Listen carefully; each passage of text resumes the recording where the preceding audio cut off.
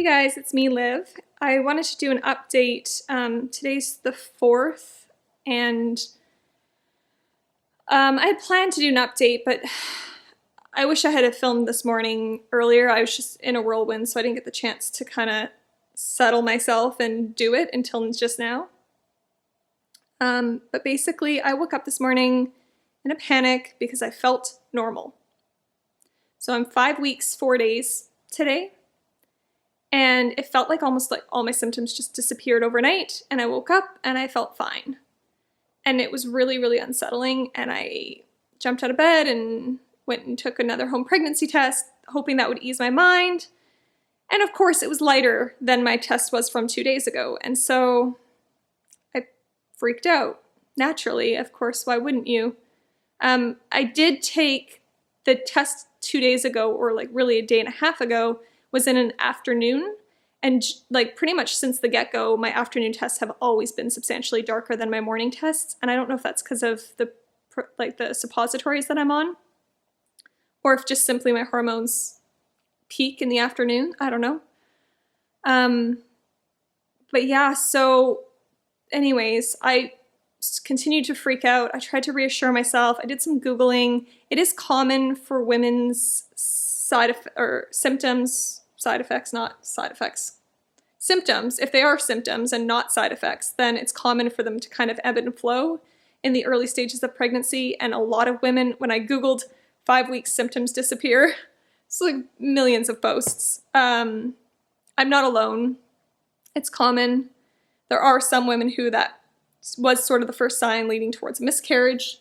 And so that always is very worrisome. But there were other women who said, like, yeah, the next day I felt like crap again, or 2 days later they came back with a vengeance, or whatever. Or other people just said, yeah, I felt pretty fine throughout my pregnancy. It was weird. So everyone's different. Every pregnancy is different, and I know that. But to go from feeling them kind of developing and growing and worsening even, yesterday I was feeling pretty crummy, to feeling like perfectly fine,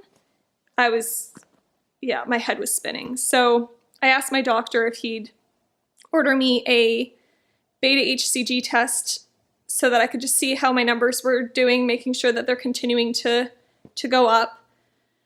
So he got that order ready for me, and I got myself out of bed, I was already out of bed, but got myself showered and organized, and I had to go get the order printed because our printer here isn't working, and ran to my blood test. I don't even have any makeup on still. And now I'm waiting yet again. And I know that today I probably won't get the results back same day, simply because I went for my blood work at like maybe 11:30. I didn't even get in till like 11:45, 11:50. So usually the samples are picked up within the hour. So let's just say they get picked up at 1. Then the results will be ready within 4 hours, which is 5. But my clinic's on the East Coast, so that's already 6. So I think I'm not going to get the results until tomorrow, which sucks, but I think I can handle. It's better than waiting for my ultrasound. It's going to at least be sooner than next week, so that's fine. The good news is that I do feel, since I was at my blood test actually, and I wasn't sure at the time if it was just sort of me being anxious or what, but I started to feel a little unwell again, and then now I'm home, and it's like early afternoon, and I'm starting to feel a little bit tired again, and I have like mild cramps, and I'm feeling a little bit unwell, and I don't want to use the word nauseous because I'm not quite nauseous. It's just kind of this like unwell feeling, if that makes any sense. So that's reassuring for sure. I feel a little bit better than I did this morning in terms of feeling like I have symptoms again. But the HCG, I think, will definitely make me feel much better.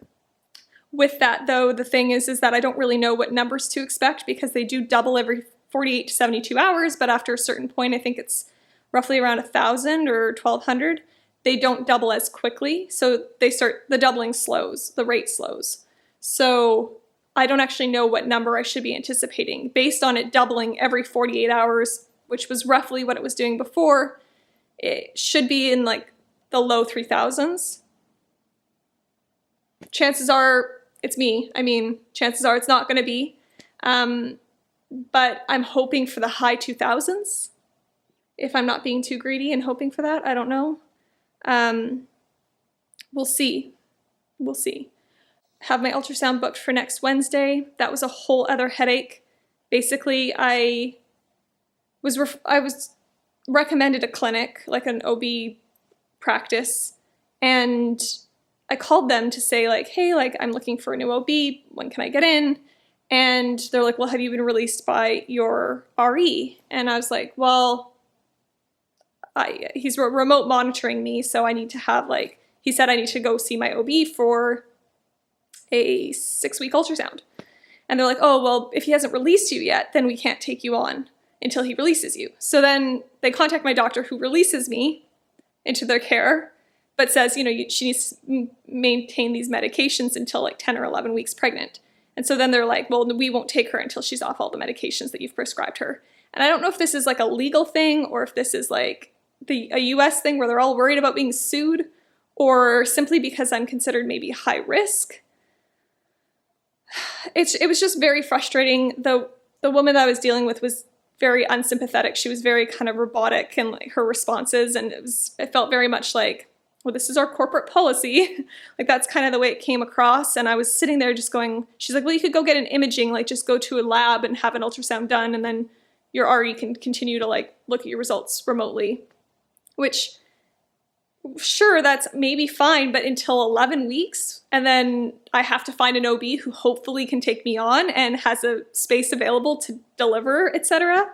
Like, it's just so stressful. Like, after all we've gone through with IVF and infertility and whatnot, to not have that kind of support and, you know, continuity of care that's nerve-wracking.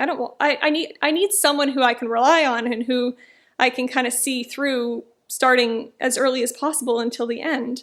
So anyways, I looked around and I was able to I went on ZocDoc and just booked with someone else. And obviously, like, they don't have all my history. They don't know that I've gone through the IVF process. They don't know any of that. They just know that I'm pregnant.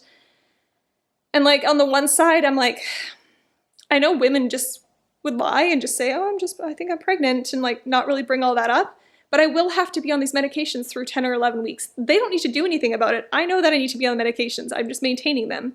So I'm in this weird space of, do I just keep it to myself? Do I let them know so that they know? I don't know.